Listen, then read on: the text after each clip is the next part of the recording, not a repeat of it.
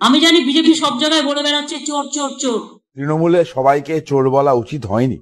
তৃণমূলের সবাই রাগ করাটা স্বাভাবিক, কারণ তৃণমূলের 25% চোর, বাদবাকি 75% হচ্ছে ডাকাত।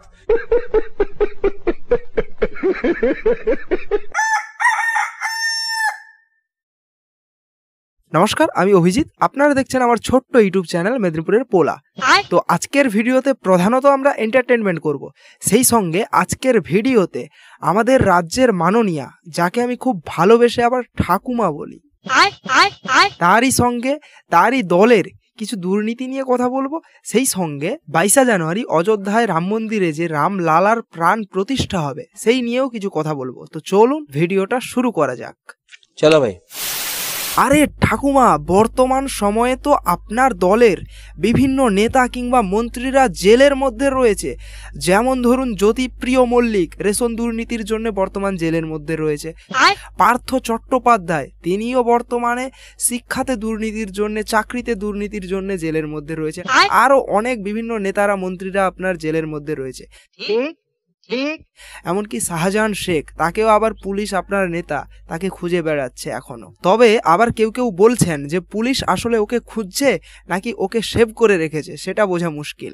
তো ওই সমস্ত দুর্নীতিগ্রস্ত যারা চুরি করেছে বিভিন্ন বিষয়ে, বিভিন্ন জিনিসপত্র নিয়ে, সেই সমস্ত দুর্নীতিগ্রস্ত নেতা কিংবা মন্ত্রীর সম্পর্কে আপনি কি বলবেন? ওরা সবচেয়ে বড় চোর। কি বললেন? ওরা সবচেয়ে বড় চোর? আপনি ওদেরকে চোর বললেন?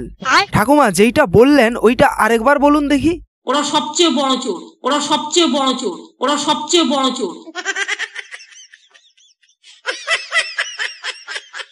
ঠাকুমা, এইবার বলুন তো, আপনার যে নেতা শাহজাহান শেখ, সে এখন ইডি কিংবা সিবিআই এর হাত থেকে বাঁচার জন্যে বিভিন্ন অলিগলিতে লুকিয়ে রয়েছে। তার এই অলিগলিতে লুকিয়ে থাকা নিয়ে লোকে কি বলছে আপনি সেটা জানেন? লোকে বলছে অলিগলি মে চোর হ্যায়।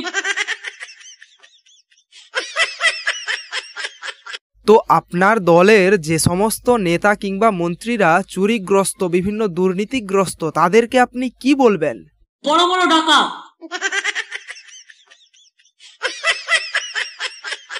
তাদেরকে আপনি ডাকাত বলছেন? ঠিক আছে, ডাকাত ছাড়া তাদেরকে আপনি আর কি বলতে চান? বড় বড় গুন্ডা।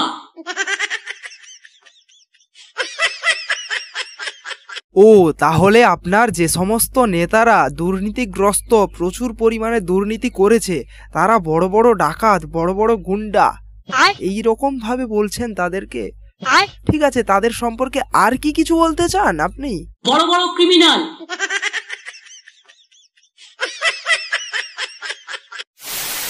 তৃণমূল কংগ্রেস যা করেছে, যদি কেউ দেখুন 100 জনের মধ্যে আমার 5টা আঙ্গুলের মধ্যে একটা আঙ্গুল আমার কেটে যেতে পারে একটা ছোট্ট ঘটনার জন্য।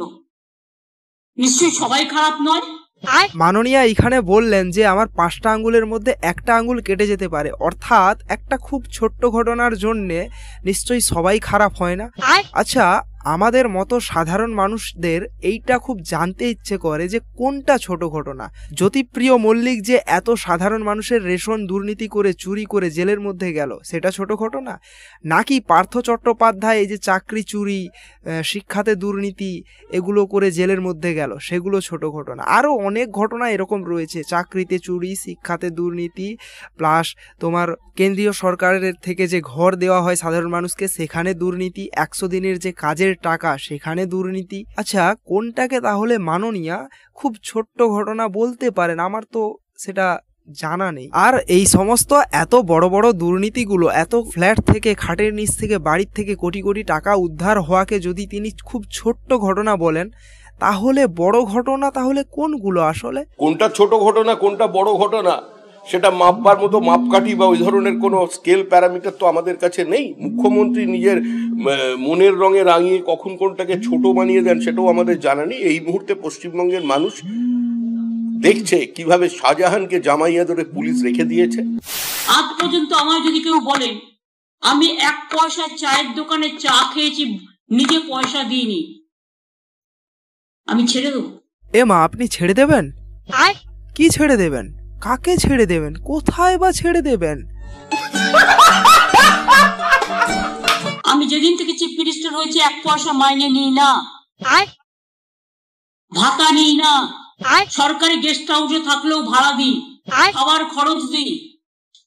আমি পেনশন পাই মাসে 1.5 লক্ষ টাকা করে সেন্ট্রাল গভর্নমেন্ট থেকে, মানে পার্লামেন্ট থেকে প্রায়।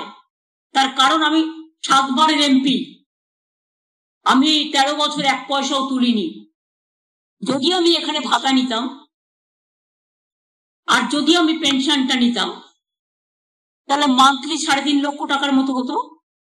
তো আমি 13 বছর যে 3.5 লক্ষ টাকা করে মাসে মাসে নিইনি, কত কোটি টাকা হয়?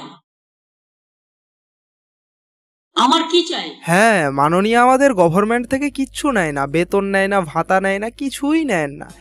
মানলাম তার হচ্ছে বই লিখে ছবি এঁকে এসব করেই সংসার চলে, কিন্তু অপরদিকে দেখতে গেলে তার অনেক নেতারা গভর্নমেন্টকে একদম মানে লুটে পুটে খেয়ে নিয়েছে। তাই তো এত একের পর এক দুর্নীতি বেরিয়েই চলেছে। যাই হোক, মাননীয়ার এই বক্তব্য নিয়ে সুকান্ত মজুমদার তিনি কি বললেন সেটা একটু শুনুন। ওনাকে জিজ্ঞেস করবেন তো, ওনার হাতের অ্যাপেল ফোনটা আছে, তাহলে কোথা থেকে কিনেছেন?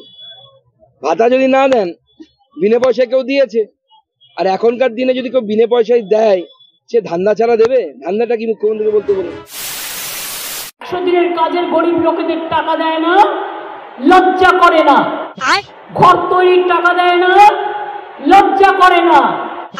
রাস্তা তৈরির টাকা দেয় না, লজ্জা করে না।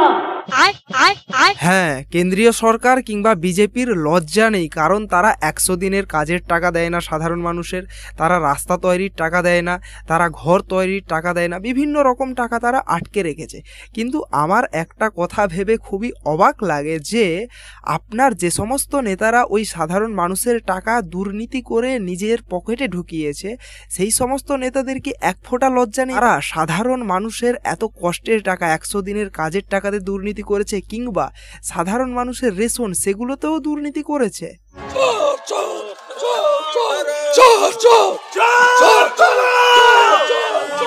চোর হোক জাত ভালো। বলে সব গেরুয়া রং করতে হবে। আরে গেরুয়া তো সাধুরা পরে, আমরা তাদের সম্মান জানাই। হ্যাঁ, আমাদের রাজ্যে সাধুদেরকে এতটাই সম্মান জানানো হয়, আমাদের রাজ্যে সাধুদের এতটাই সম্মান রয়েছে যে তাদেরকে নগ্ন করে সবার সামনে জনসমক্ষে পেটানো হয়। তো এতক্ষণ পর্যন্ত দুর্নীতি নিয়ে একটু আলোচনা করা হলো, এবার আমরা একটু রাম মন্দিরকে নিয়ে আলোচনা করব।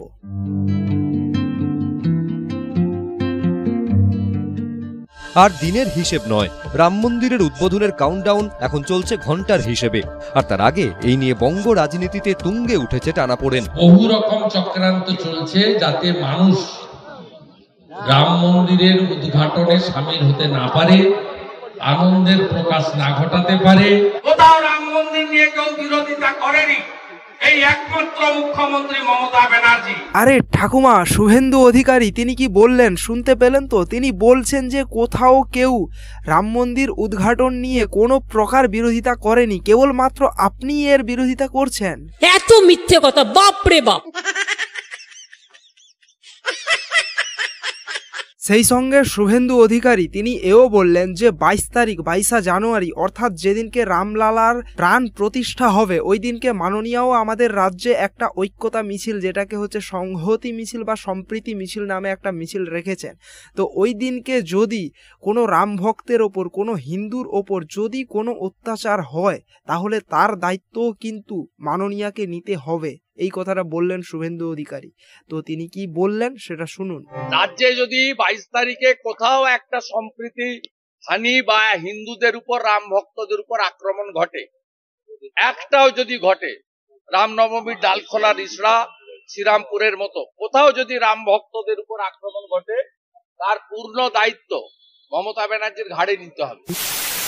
অযোধ্যার রাম মন্দির নিয়ে এত রাজনীতি, এত বিরোধিতা হওয়া সত্ত্বেও শেষ পর্যন্ত সেই রাম মন্দির তৈরি হলো এবং 22 জানুয়ারি তার প্রাণ প্রতিষ্ঠিত হবে। এবং সেই দিনকে ঘিরে সেখানে প্রচুর পরিমাণে লাড্ডু, প্রসাদ হিসাবে প্রচুর পরিমাণে লাড্ডুও তৈরি হচ্ছে। বিপুল পরিমাণে পুণ্যার্থী এসেছেন দেশের বিভিন্ন প্রান্ত থেকে, শুধু দেশ কেন বিদেশ থেকেও বহু মানুষজন এসেছেন সাক্ষী থাকতে 22 জানুয়ারির। আর তার জন্য এই বিপুল প্রসাদের আয়োজন হয়েছে। দেখতেই পাচ্ছেন যে বিপুল পরিমাণ লাড্ডু তৈরি করা হচ্ছে প্রসাদ হিসাবে, যা বিতরণ করা হবে। যাই হোক, এদিকে আবার রামলালার প্রাণ প্রতিষ্ঠা নিয়ে 22 জানুয়ারি বিভিন্ন রাজ্যে অলরেডি পুরো দিনের ছুটি দেওয়া হয়েছে, আবার বিভিন্ন রাজ্যে অর্থাৎ অর্ধেক দিনের ছুটি দেওয়া হয়েছে, কিন্তু আমাদের রাজ্যে এখনো কোনো ছুটি দেওয়া হয়নি। তা নিয়ে সুকান্ত মজুমদার আমাদের মাননীয়ার কাছে, মুখ্যমন্ত্রীর কাছে চিঠি পাঠিয়েছিলেন এবং তিনি সেই সম্পর্কে কি বললেন সেটা একটু শুনুন। উনি তো বলেন ধর্ম যার যার, উৎসব সবার, তো সেই হিন্দুদের এই পবিত্র দিনে সকল ধর্মের মানুষদেরকে আনন্দ উৎসব করার জন্য উনি যেন কম করে ছুটির ব্যবস্থা করেন, হাফ বেলা হলেও চলবে। অপরদিকে আবার শুভেন্দু অধিকারী তিনি এও বললেন যে পশ্চিমবঙ্গ ছাড়া আর অন্য কোনো রাজ্যে রামলালার প্রাণ প্রতিষ্ঠার দিন অর্থাৎ 22শে জানুয়ারি যেদিনকে রামলালার প্রাণ প্রতিষ্ঠা হবে সেই দিনকে অন্য কোনো রাজ্যে কোনো প্রকারের কর্মসূচি রাখা হয়নি। এটা আমাদের রাজ্যে একটা কর্মসূচি মাননীয়া রেখেছেন। পশ্চিমবঙ্গ ছাড়া অন্য কোনো রাজ্যের সরকার বা শাসক দল এইভাবে প্রকাশ্যে রাম মন্দির উদ্বোধনের দিন পাল্টা কর্মসূচি ডেকে পরিবেশ অশান্ত করার কাজ অন্য কেউ করছে না, যেটা মমতা ব্যানার্জি করছে। যাই হোক, আমি আশা রাখবো যে 22 তারিখ যেদিনকে রামলালার প্রাণ প্রতিষ্ঠা হবে ওই দিন যেন আমাদের রাজ্য তথা গোটা আমাদের সমগ্র দেশে কোনো প্রকার দুর্ঘটনা, কোনো প্রকার অপ্রীতিকর কোনো ঘটনা যেন না ঘটে। সেই সঙ্গে কেবলমাত্র অযোধ্যাতেই যে কেবলমাত্র খুব বড় করে পালন করা হচ্ছে সেরকম কিছু নয়, প্রত্যেকটা জায়গাতে প্রত্যেকটা হিন্দু সনাতন ধর্মের ঘরে ঘরেও যেন খুব ভালো করে ওই দিনটা পালন করা হয়। তো বাস, ভিডিওর শেষে এবার আমরা একটু ঠাকুমার সঙ্গে কথা বলে নেব, যেটা আমাদের প্রধান বক্তব্য থাকে ঠাকুমার কাছে, যে ঠাকুমা তাহলে এবার আপনি চাকরি প্রার্থীদের চাকরিগুলো দেবেন তো? দেব না, দেব না, দেব না। আরে ঠাকুমা কেন দেবেন না? তারা এত কষ্ট করে পড়াশোনা করে পরীক্ষা দিয়েছে, পরীক্ষায় পাশ করেছে, তারপর এত কষ্ট করে এত দিন ধরে আন্দোলন করছে, তবুও দেবেন না? দেব না, দেব না, দেব না।